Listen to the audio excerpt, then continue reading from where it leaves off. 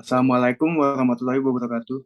Shalom, Om Swastiastu, Namo Buddhaya, salam kebajikan bagi kita semua. Perkenalkan, nama saya Michael Jonathan dengan NIM 205210217 dari kelas D Hukum Pidana. Di kesempatan ini saya akan mempresentasikan tentang hukum pidana untuk memenuhi ujian tengah semester hukum pidana yang diampu oleh Bapak Dr. Heri Firmansyah, SH, MHum, MPA. Next.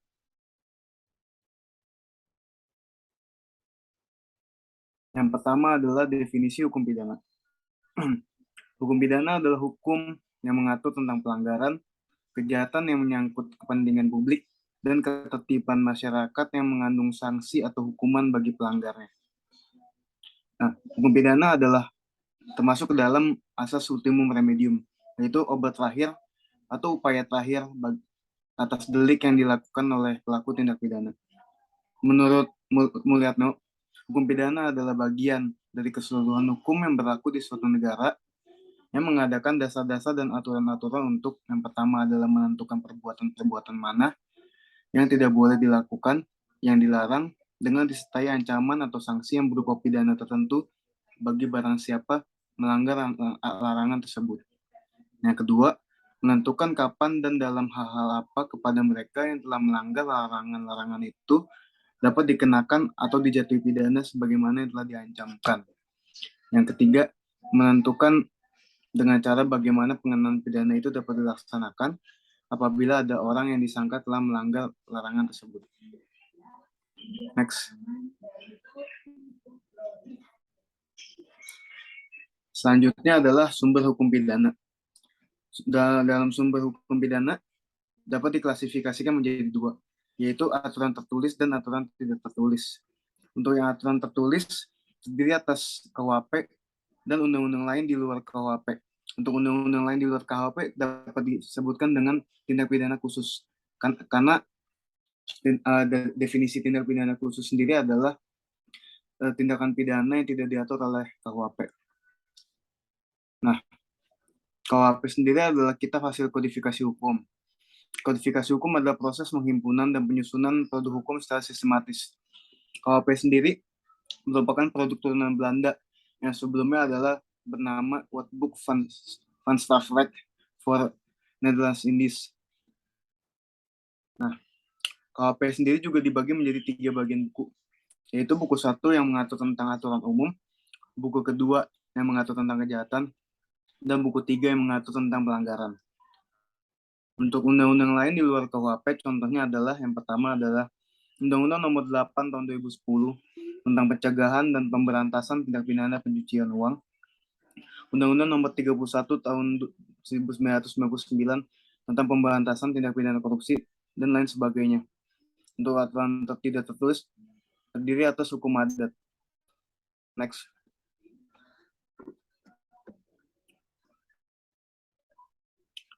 Terdapat 5 asas utama dalam hukum pidana, yaitu asas legalitas, asas nasionalis aktif, asas nasionalis pasif, asas teritorial, dan asas universal. Untuk asas legalitas sendiri adalah asas yang mengenai tidak ada perbuatan yang dilarang atau diancam dengan pidana jika tidak ditentukan terlebih dahulu oleh undang-undang. Yang berarti bahwa suatu perbuatan tidak dapat diancam pidana apabila dasar hukumnya sendiri itu tidak ada di dalam regulasi undang-undangan. Hal ini diatur dalam pasal 1 ayat 1 KUHP yang berbunyi, suatu perbuatan tidak dapat dipidana kecuali berdasarkan kekuatan ketentuan perundang-undangan pidana yang telah ada. Yang kedua, asas nasionalis aktif adalah salah satu asas keberlakuan hukum pidana Indonesia.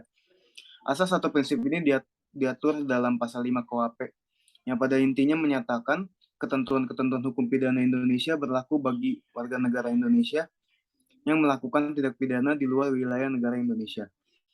Prinsip ini dinamakan asas nasionalis aktif karena berhubungan dengan keaktifan berupa kejahatan dari seorang warga negara. Yang ketiga adalah pengertian asas nasionalis pasif, adalah peraturan hukum pidana Indonesia yang berlaku terhadap tindak pidana yang menyerang kepentingan hukum negara Indonesia, baik dilakukan oleh warga negara Indonesia atau yang tidak dilakukan di luar Indonesia. Pada intinya, asas nasionalis pasif berarti Ketentuan hukum pidana Indonesia berlaku bagi semua tindak pidana yang merugikan kepentingan negara. Dasar hukumnya terdapat pada pasal 4 KUHP. Selanjutnya, salah satu asas dalam hukum pidana adalah asas teritorial, yang berarti bahwa perundang-undangan pidana suatu negara berlaku untuk setiap subjek hukum yang melakukan tindak pidana di wilayah negara bersangkutan. Di negara Indonesia sendiri, asas teritorial diatur dalam pasal 2 Kitab Undang-Undang Hukum Pidana yang berbunyi bahwa ketentuan pidana dalam perundang-undangan Indonesia diterapkan bagi setiap orang yang melakukan sesuatu tindak pidana di Indonesia. Berdasarkan asas ini, perundang-undangan pidana suatu negara berlaku untuk setiap subjek hukum yang melakukan tindak pidana di wilayah negara yang bersangkutan. Menurut Profesor Van Hattem, setiap negara berkewajiban menjamin keamanan dan ketertiban dalam wilayah negaranya masing-masing. Oleh karena itu, negara dapat mengadili setiap orang yang melanggar peraturan pidana yang berlaku di negara tersebut. Asas teritorial juga ditemukan dalam pasal 3 KUHP yang telah diubah melalui Undang-Undang Nomor 4 Tahun 1976. Pasal 3 tersebut berbunyi, ketentuan pidana dalam perundang-undangan Indonesia berlaku bagi setiap orang yang di luar wilayah Indonesia melakukan tindak pidana di dalam kendaraan air atau pesawat udara Indonesia. Yang terakhir adalah asas universal.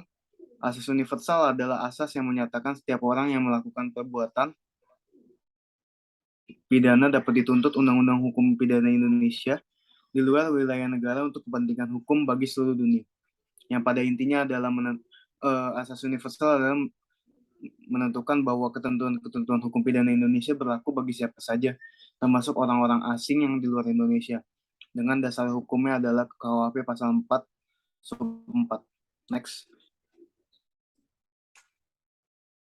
Alat-alat bukti dalam hukum pidana. Dalam hukum pidana mengenal 5 alat bukti, yaitu keterangan saksi, surat petunjuk, keterangan ahli, dan keterangan terdakwa.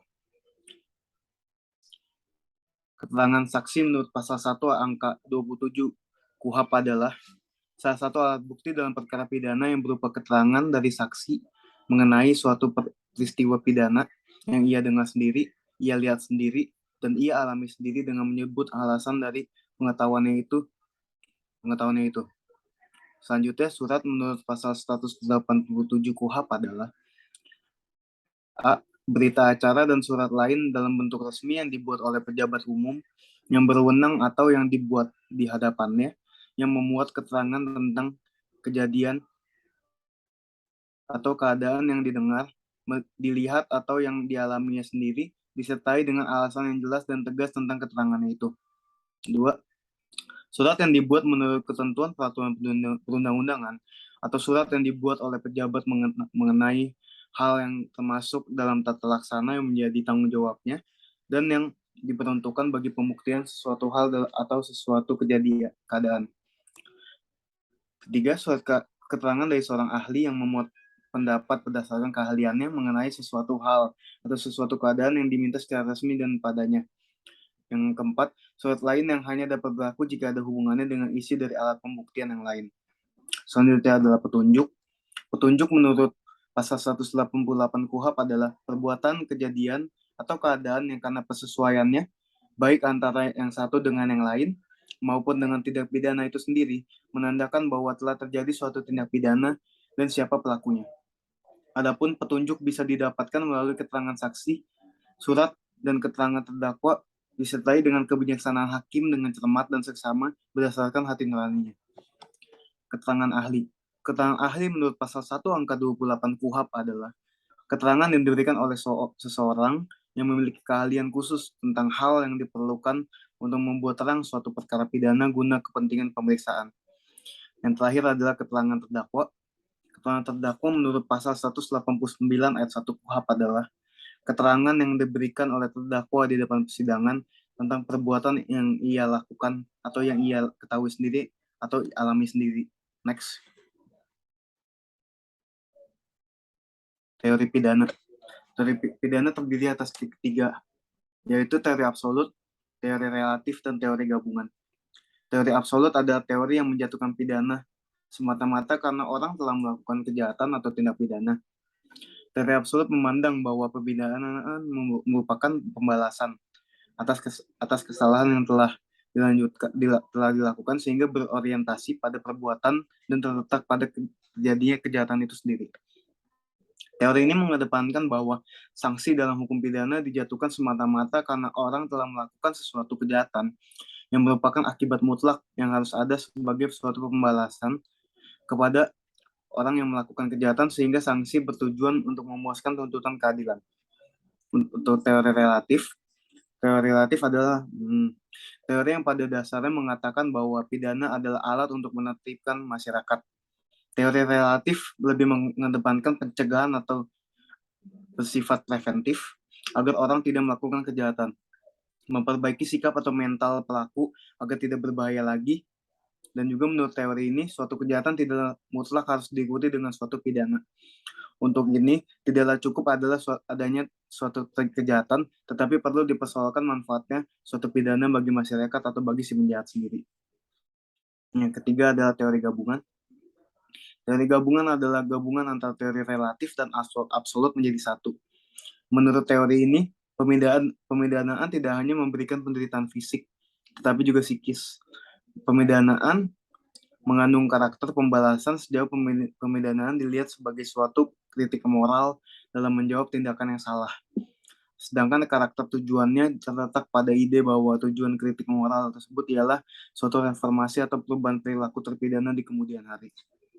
Next. Jenis-jenis sanksi pidana. Berdasarkan pasal 10 Kitab Undang-Undang Hukum Pidana, sanksi pidana diklasifikasikan menjadi dua, yaitu pidana pokok dan pidana tambahan. Untuk pidana pokok terdiri atas pidana mati, pidana penjara, pidana kurungan, pidana denda, dan pidana tutupan. Untuk pidana mati, yang sebelumnya diatur dalam pasal 11 KUHP itu adalah dengan di tiang gantungan, itu diganti dengan pidana mati dengan cara tembak untuk sekarang. Untuk pidana tambahan, untuk itu terdapat pencabutan hak tertentu, perampasan barang tertentu, dan pengumuman keputusan hakim. Untuk pencabutan hak tertentu itu dapat berupa misalnya pencabutan hak mata pencarian, misalnya seorang wartawan melakukan pencemaran nama baik, lalu dicabut haknya untuk melakukan pencarian tersebut, jadi haknya untuk menjadi wartawan itu dicabut. Next. Untuk unsur kesengajaan terdapat 3. Yang pertama itu adalah Objet als Okmat, Objet als, yang kedua adalah Objet als Zekerheld Bewusstsein, yang ketiga adalah Dolus Eventualis. Untuk pertama, Objet als Okmat atau kesengajaan sebagai maksud adalah bentuk kesengajaan yang menghendaki pelaku untuk mewujudkan suatu perbuatan, menghendaki untuk tidak berbuat atau melalaikan suatu kewajiban hukum, dan juga menghendaki timbul akibat dari perbuatan itu. Sehingga pada saat seseorang melakukan tindakan untuk menimbulkan suatu akibat yang dikehendakinya, menyadari bahwa akibat tersebut pasti atau mungkin dapat timbul karena tindakan yang telah dilakukan, orang dapat mengatakan bahwa orang tersebut mempunyai kesengajaan sebagai maksud. Seperti pada contohnya adalah seseorang ingin membunuh istrinya, kemudian ia menembaknya menggunakan pistol di kepala. Yang kedua adalah kesengajaan sebagai kepastian atau Objet als Zekerheld Bewusstsein. Kesengajaan sebagai kepastian yang adalah bentuk kesengajaan yang berupa kesadaran seseorang terhadap suatu akibat yang menurut akal manusia pada umumnya pasti terjadi dikarenakan dilakukannya suatu perbuatan tertentu, dan terjadinya akibat tersebut tidak dapat dihindarkan. Akibat yang timbul merupakan akibat lain dari tindakan yang dilakukannya, bukan merupakan akibat yang dikehendaki. Seperti contohnya saat melakukan perampokan, pelaku perampok menggorok korbannya dengan menggunakan pisau tajam. Akibatnya korban tersebut mati. Meskipun kematian ini tidak diinginkan, namun siapapun pasti tahu menggorok seseorang dengan pisau tajam dapat menyebabkan matinya seseorang. Yang ketiga adalah dolus eventualis atau kesengajaan sebagai kemungkinan. Kesengajaan sebagai kemungkinan yaitu suatu kesadaran untuk melakukan perbuatan yang telah diketahuinya bahwa akibat lain